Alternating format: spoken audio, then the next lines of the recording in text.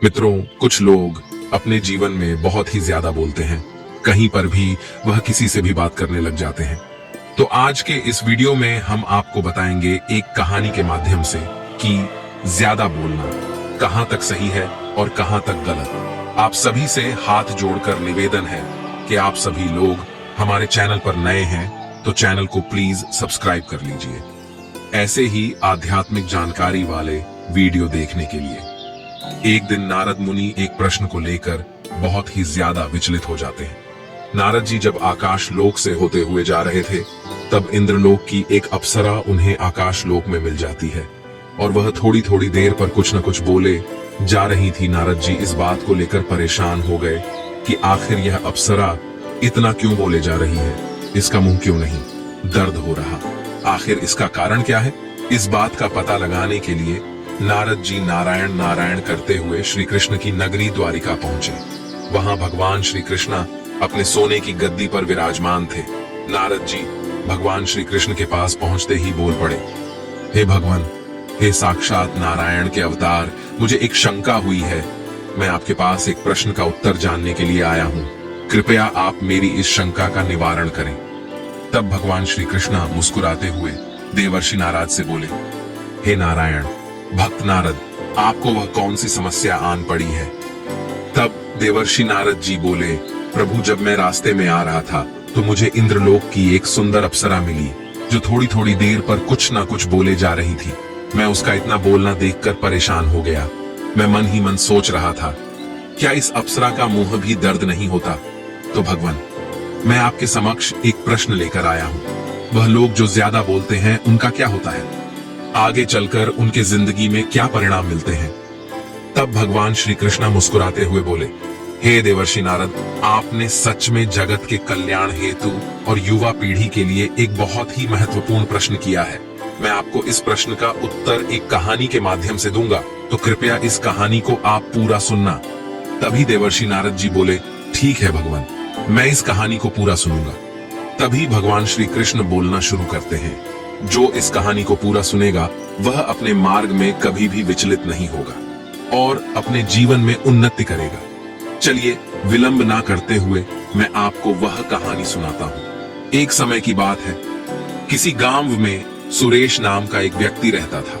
उसकी एक पत्नी थी जो बहुत बोलती थी और वह उसके ज्यादा बोलने से बहुत परेशान था। सुरेश को पता चला कि जंगल में एक संत महात्मा आए हुए हैं, तो वह अपनी पत्नी को उनके पास लेकर जाता है और संत के पास पहुंचकर कहता है कि हे मुनिवर, कृपा करके आप मेरी पत्नी को समझाइए, ये बहुत बोलती है। मेरे मना करने के बाद भी दिन भर इसका मुंह चलता ही रहता है।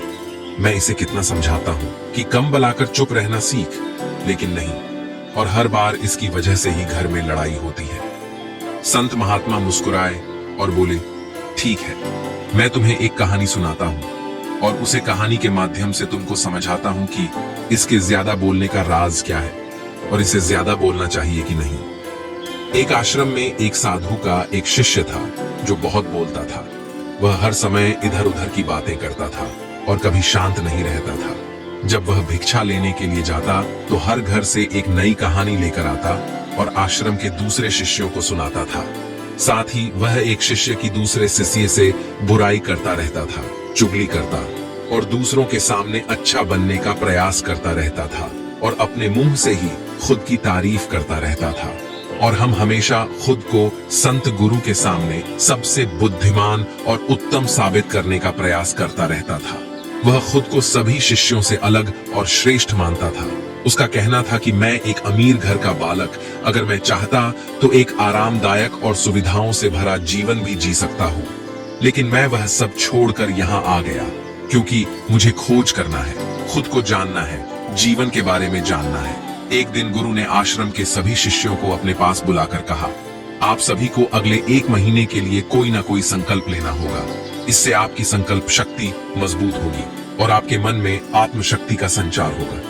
आप सभी अपनी शक्ति के अनुसार कोई भी संकल्प ले सकते हैं और यदि 1 महीने से पूर्व आप में से जिसका भी संकल्प टूट जाएगा तो वह अपनी पुरानी दिनचर्या को पुनः से शुरू कर सकता है।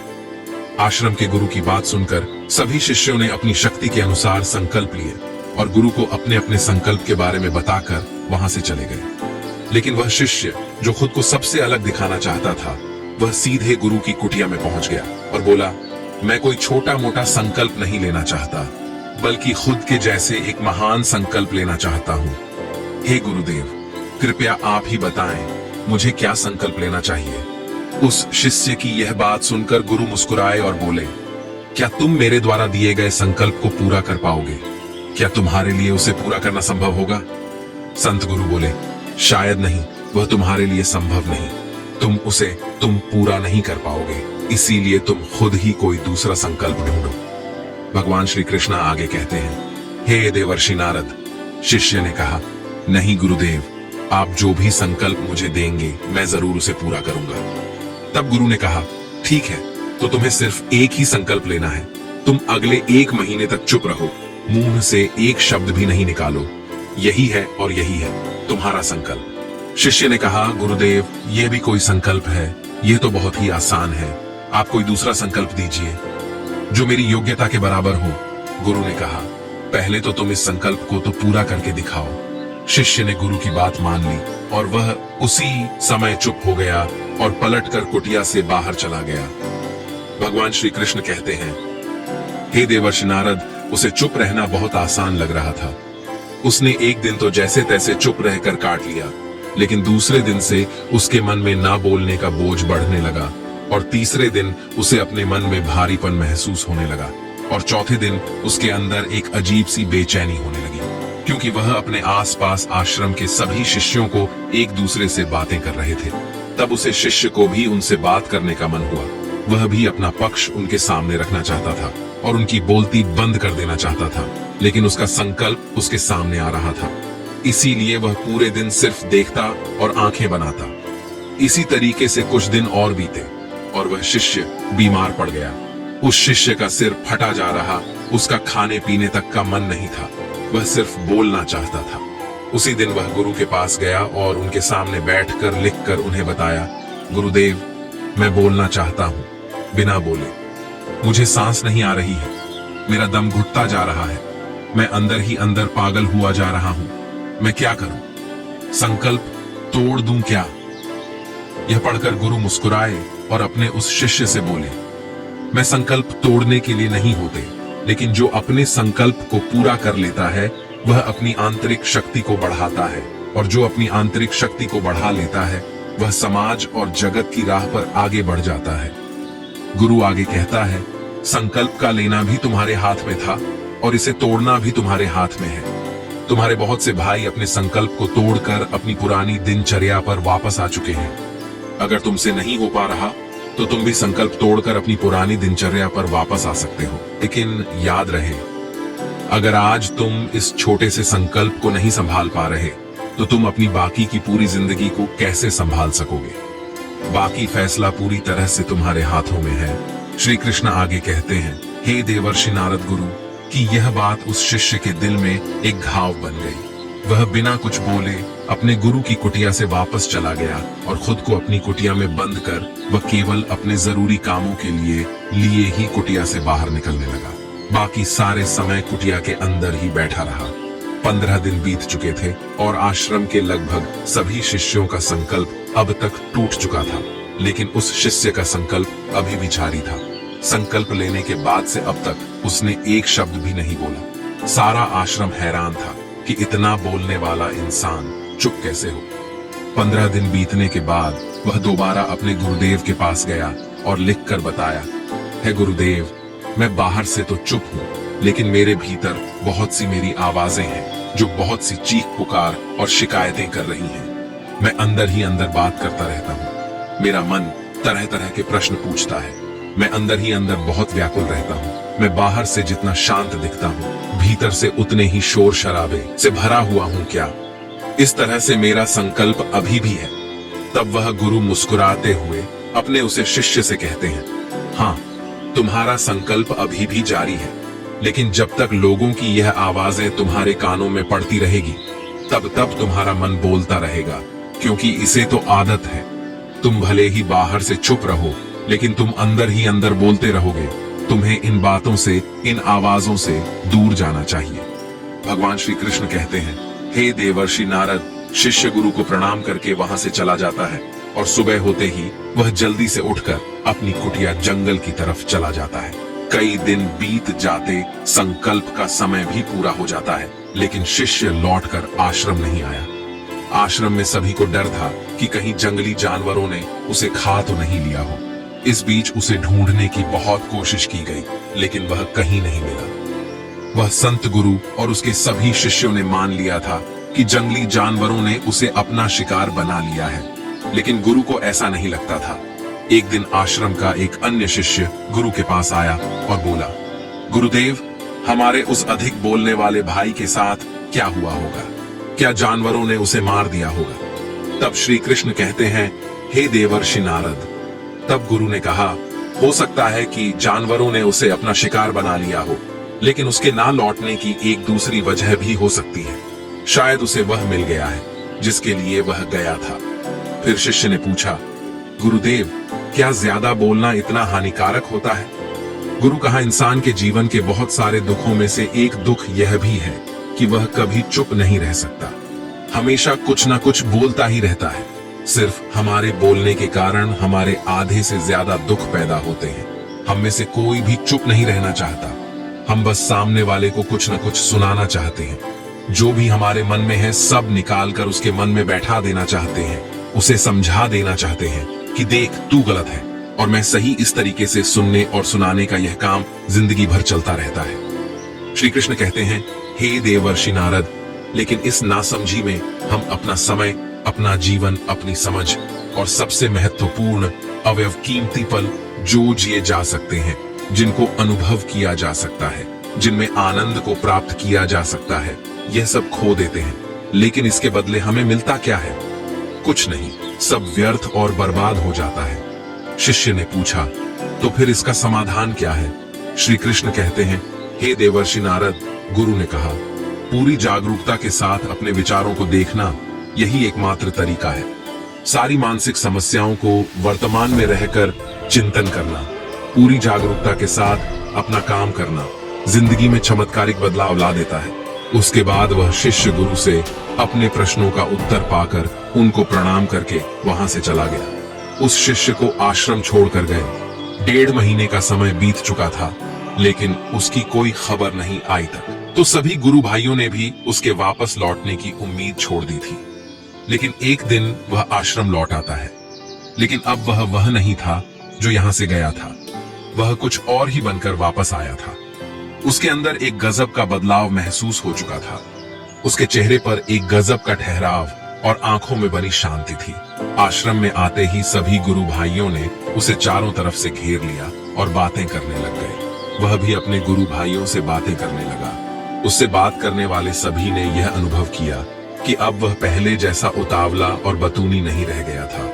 उसके मुंह से एक एक शब्द बहुत ही सुलझे हुए और मधुरता के साथ निकल रहे थे। थोड़ी देर तक गुरु भाइयों से बात करने के बाद वह सीधा गुरु की तरफ चला गया। श्री कृष्ण कहते हैं, हे देवर्षि नारद, उसने गुरु के चरण छुए और कहा, गुरुदेव, क्या मैं अब भी मौन हूं? क्या अब भी मेरा संकल्प जारी है? गुरु ने कुछ देर तक शिष्य की आंखों में बड़े ध्यान से देखा और कहा, हाँ, तुम अब भी मौन हो।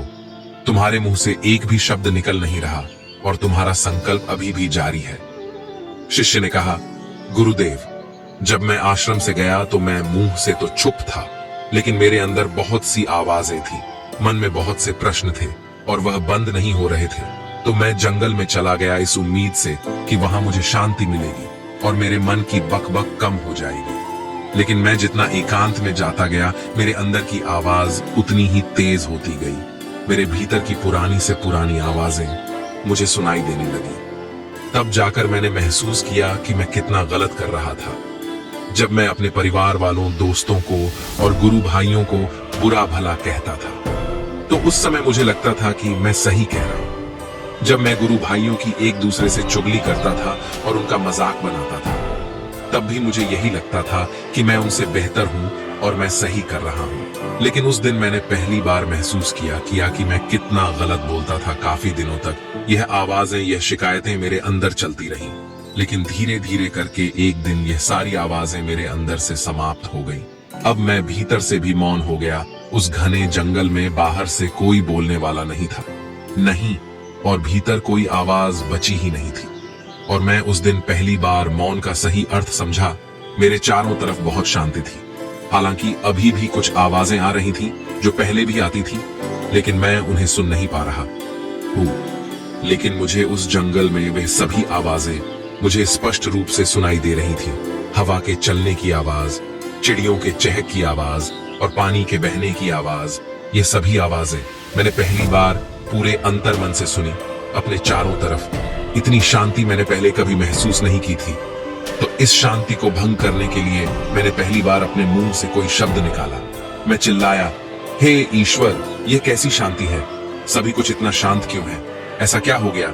लेकिन मेरे चिल्लाने के बाद भी शांति भंग नहीं हुई। सब कुछ पहले जितना ही शांत था, बाहर भी और भीतर भी। तब श्री कृष्ण कहते हैं, हे देवर्षि नारद।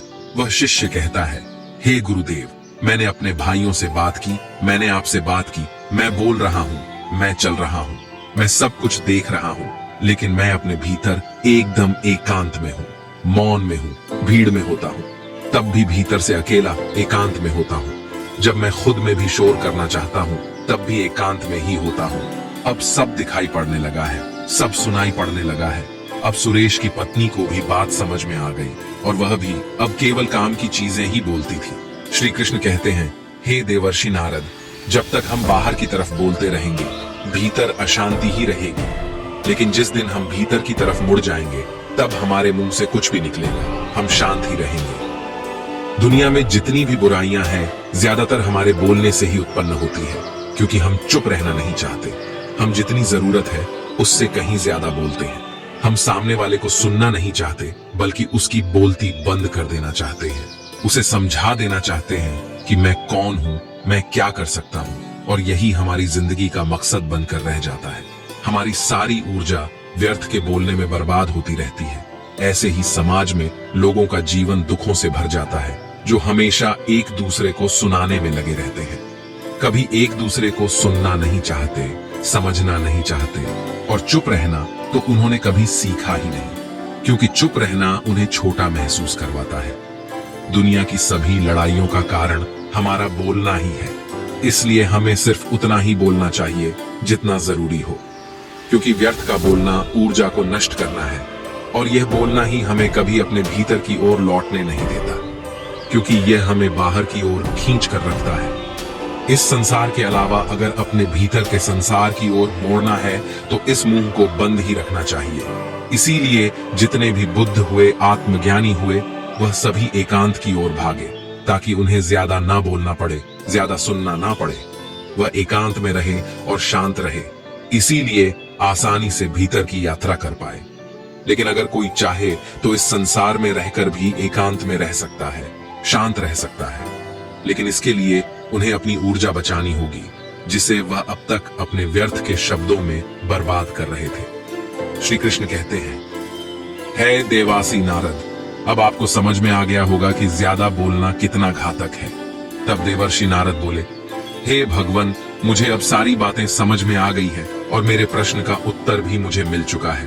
भगवान, आपका मुझे ऐसी बातों का ज्ञान करने के लिए धन्यवाद। दोस्तों, इस कहानी की सीख यही है कि व्यर्थ का बोलना ऊर्जा को नष्ट करना है।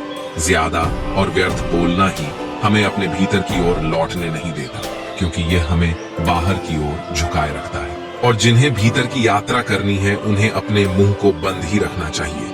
मुझे उम्मीद है कि आपको यह कहानी पसंद आई होगी और काफी कुछ सीखने को मिला होगा। कहानी के बारे में अपने विचार आप हमें नीचे कमेंट बॉक्स में कमेंट करके बता सकते हैं। बाकी अगर यह कहानी आपको अच्छी लगी हो तो इस वीडियो को लाइक करें और हमारे चैनल को सब्सक्राइब अवश्य करें। ऐसी आध्यात्मिक जानकारी जानने के लिए, वीडियो देखने के लिए आपका धन्यवाद।